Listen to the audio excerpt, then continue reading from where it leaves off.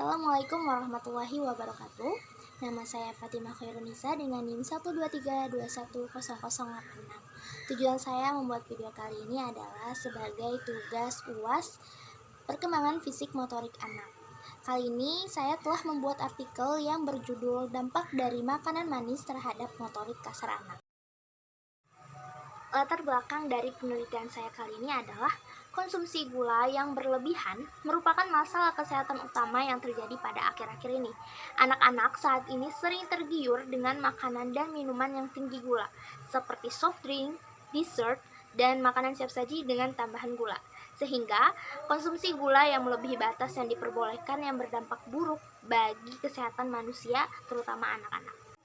Menurut Gallahue dan Osmond 2006-17, motorik kasar merupakan gerakan yang menggunakan beberapa otot yang besar untuk berjalan, berlari, meloncat, mendorong, menarik kedua tangan, melambungkan bola, menangkap, menendang, melempar dengan ayunan tangan ke atas, menggelinding dengan ayunan ke bawah, koordinasi keseimbangan, kecepatan, ketangkasan, dan kekuatan.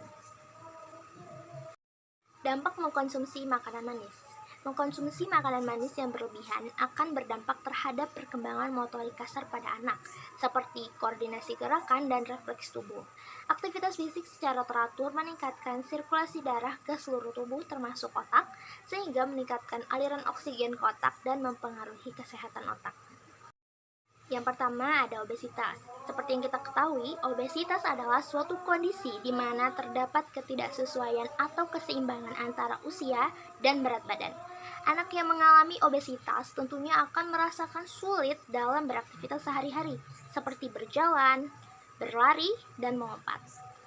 Obesitas disebabkan terlalu banyak memakan makanan manis atau kue-kue dan pola tidur yang kurang dari 8 jam.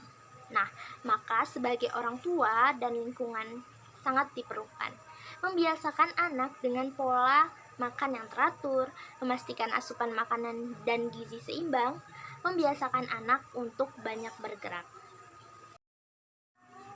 Yang kedua ada kurangnya nutrisi.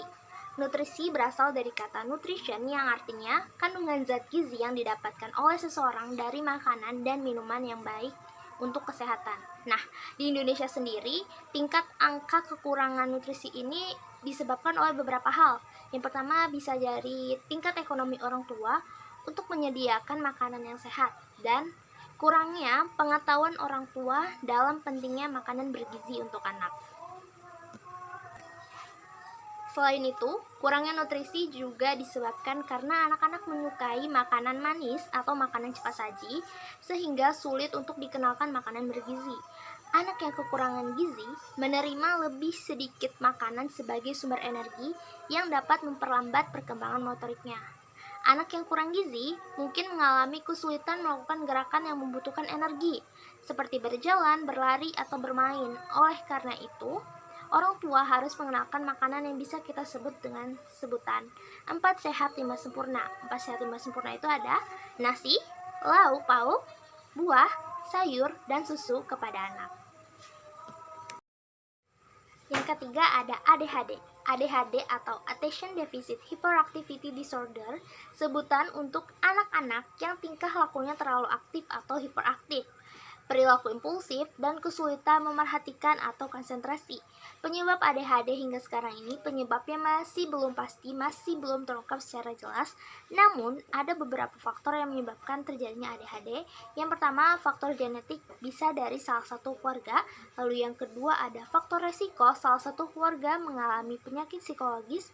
Lalu yang ketiga ada faktor lingkungan, merokok atau minum alkohol saat hamil.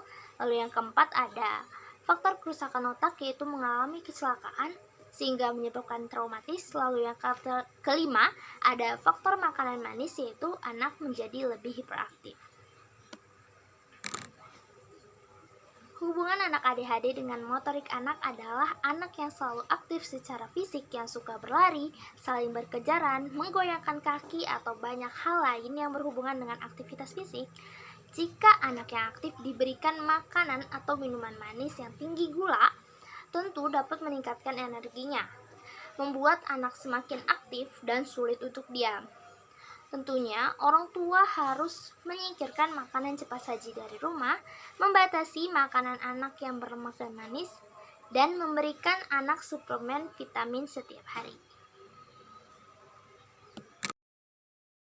Dampak konsumsi makanan manis terhadap aspek motorik kasar. Yang pertama ada koordinasi. Dengan konsumsi makanan manis yang berlebihan akan berdampak pada fleksibilitas dan koordinasi anak dalam bergerak, sehingga anak sulit untuk berlari, melompat, dan memanjat. Lalu yang kedua ada kecepatan. Akibat kekurangan nutrisi menyebabkan terganggunya perkembangan pada tulang, sehingga anak lebih rentan terhadap patah tulang, anemia, dan kelelahan, serta kelemahan yang mengakibatkan kurangnya kecepatan dalam pergerakan anak. Lalu yang terakhir ada kelincahan. Akibat terlalu banyak konsumsi makanan dan minuman manis yang berlebihan, tentunya akan membuat anak semakin lincah dalam bergerak dan sulit untuk diam.